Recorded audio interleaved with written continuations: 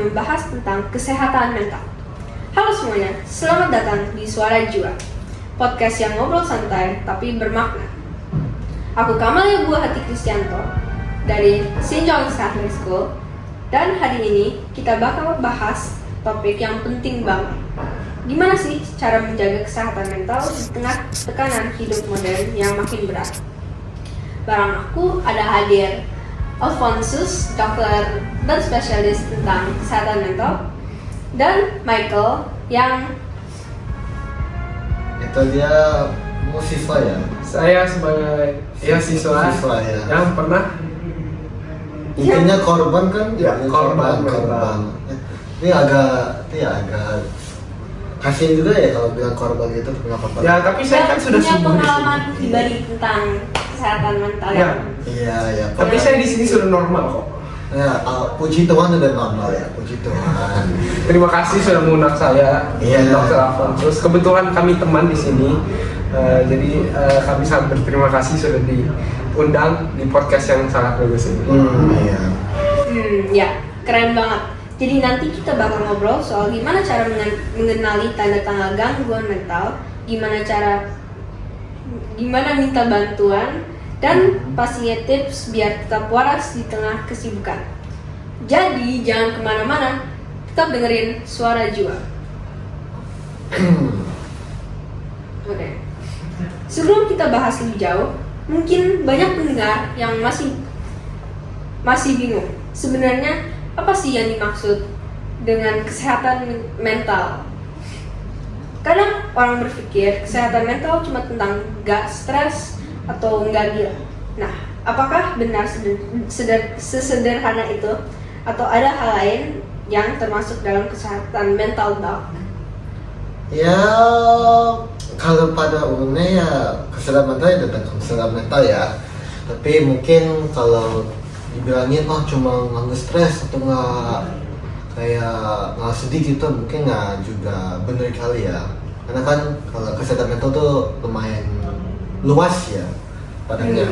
Bisa kan kalau misalnya kamu punya disorder gitu, misalnya kayak dari perang kan namanya PTSD itu kan, itu sebuah disorder yang efeknya ke kesehatan mental kan.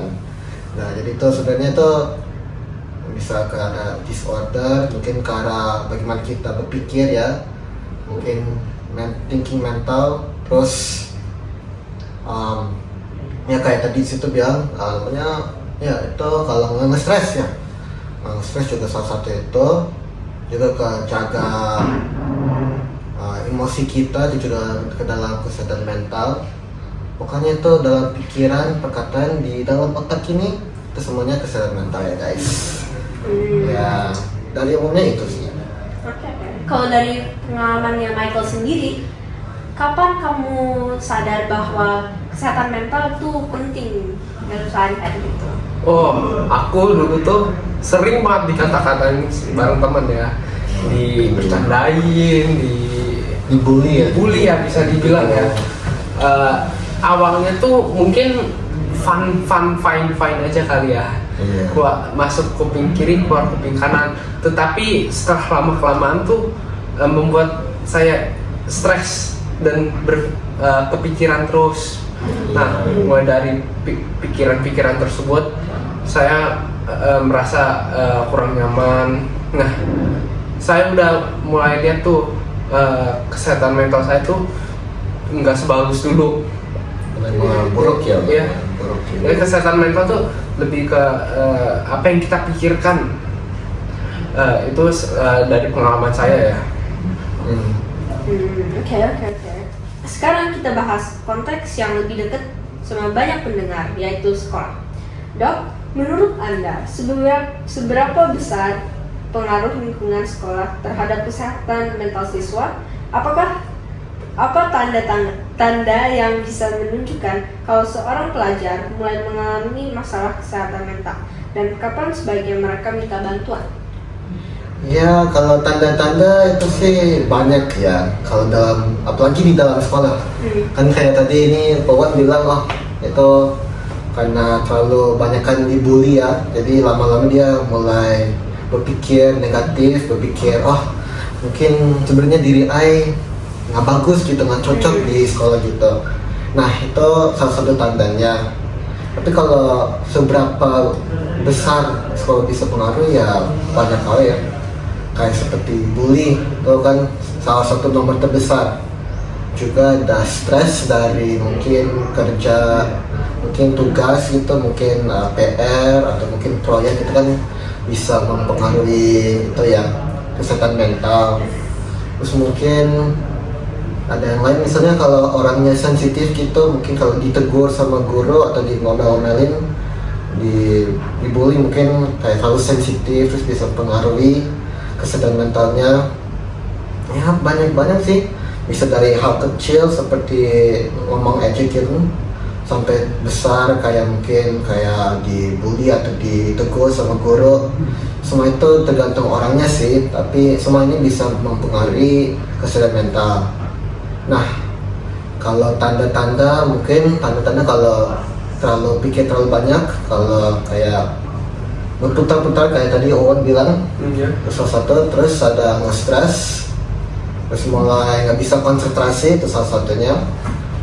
Terus mungkin kalau lebih kayak rasa takut, itu juga salah satu tanda, karena mungkin orangnya sisanya nggak mau datang ke sekolah karena takut gitu, itu salah satu tandanya. Terus kapan untuk meminta bantuan, itu sebenarnya sih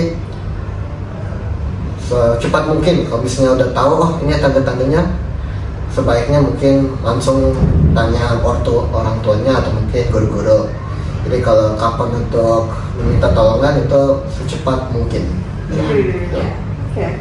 Michael, dulu waktu sekolah, kamu pernah ngerasa stres atau tertekan nggak? Pasti dong. Banyak murid seperti saya dulu tuh tertekan, bukan karena bullying doang, tapi karena tugas-tugas dan guru juga. Misalkan tugas-tugas yang banyak, proyek yang banyak, itu bisa mempengaruhi kesehatan mental.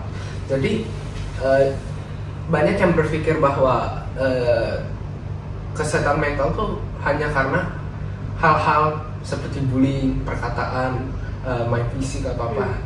Sebenarnya bukan.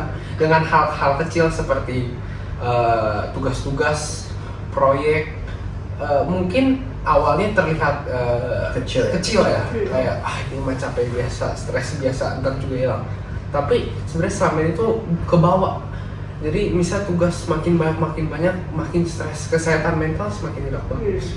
Yang saya juga dulu bukan karena bullying doang, tapi dengan tugas-tugas, karena saya bukan orang yang terlalu pintar ya di kelas, itu sangat kebawa, dan itu salah satu alasan juga membuat kesehatan mental tidak bagus. Nah, jadi waktu itu gimana cara kau menghadapinya? Jadi pasti orang tua dong, orang tua kan paling dekat. Kita pasti cerita ke orang tua jika ada masalah. Tapi bukan orang tua juga, sudah guru, teman-teman. Kita lagi tertekan nih, bisa nih cerita curhat. Misalnya guru terlalu banyak tugas, menurut saya stres nih. Nah, jika kalian kayak terlalu banyak tugas, bisa ke gurunya minta. Misalnya, Bu, minta tugas lebih dikit dong, karena stres itu sangat membuat kita melakukan tugas-tugasnya tidak konsentrasi, maksimal. Jadi lebih baik jika stres itu ke gurunya, kalau ada bullying ke orang tua dan guru, dan ke teman-teman sekitar juga. Oke. Menurut kalian berdua, apa yang bisa dilakukan sekolah agar jadi sekolah bisa lebih ramah dan peduli pada kesehatan mental siswa? Kalau secara pendapat teman saya sih, mungkin sekolah, kan saya juga pernah menjadi siswa ya, jadi saya bisa mengerti pengalaman kalian. Mungkin sekolah bisa berdiskusi dengan siswa-siswanya, mungkin lewat survei atau tanya dari guru, kalau ini sebenarnya tugas ini bagus atau enggak sih, kalau misalnya schedule ini bagus atau enggak. Kalau terlalu padat itu mungkin bisa kita coba dibikin ulang supaya bisa lebih apa ya, lebih ringan kepada siswa-siswi. Terus mungkin bisa juga tambah itu lebih banyak apa ya, pengawasan dan peraturan. Iya. Karena itu kalau kita membahas bully ya, itu sebenarnya itu dalam pendidikan siswa-siswanya sendiri. Iya. Karena kan nggak mungkin itu siswa-siswa itu ngebully tanpa alasan ya. Jadi kita harus tahu, ini sebenarnya itu kasus pembuli itu karena kenapa. Senioritas itu Iya. sangat ya. Terus habis kita komisnya udah, ini karena ini gitu, kita bisa kayak berdiskusi mencari solusi supaya semua siswa bisa lebih nyaman, rasa rasa sama, gitu. tidak ada yang direndahkan atau Iya. Semua sama gitu.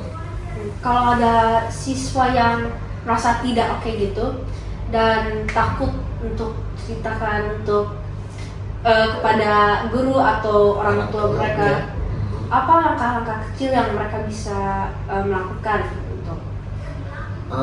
Kalau dari beberapa kasus yang saya pernah mengadali itu, kalau nggak bisa orang tua, teman-teman dulu. Karena biasanya kita bisa lebih berani curhat kepada teman-teman. Itu salah satu. Habis itu mungkin kita coba cari aktivitas yang bisa membantu kita, mungkin main game atau mungkin hobi, itu bisa. Tapi ini cuma membuat kita lebih nyaman, supaya kita berani untuk bisa berdiskusi dengan orang tua atau mungkin guru. Dan itu salah satu langkah yang beneran kita harus melakukan supaya kita bisa mengacak itu tentang kesehatan mental. Saya juga ada cerita dulu, banyak teman saya kelihatan senang, ada yang kelihatan meriah banget deh, setiap hari main, setiap hari ngobrol, seru orangnya. Tapi dia dengan senang, sering ngobrol tuh belum tentu kesehatan mentalnya baik. Iya sih. Jadi yang sedih belum tentu kesehatannya hancur, yang senang belum tentu kesehatan mentalnya juga bagus. Jadi setiap orang tuh perlu ruang cerita ya ke orang. Jadi belum tentu mereka tuh sebenarnya kayak yang kita lihat. Ya seperti itu tuh, banyak tuh kasusnya yang kalian senang tapi stres aslinya. Karena mempengaruhi kesehatan mental sekali itu. Oke. Wah, sepertinya itu semuanya dari kami. Pembahasan hari ini benar-benar membuka mata ya. Iya. Terima kasih banyak buat Dr. Alphonsus yang sudah berbagi ilmu dan juga Michael atas ceritanya yang inspiratif. Semoga obrolan kita hari ini bisa membantu teman-teman pendengar lebih peka terhadap kesehatan mental, baik untuk diri sendiri maupun orang lain. Sampai jumpa di episode berikutnya. Tetap jaga diri dan terus dengarkan Suara Jiwa. Terima kasih, dadah, selamat nonton lagi.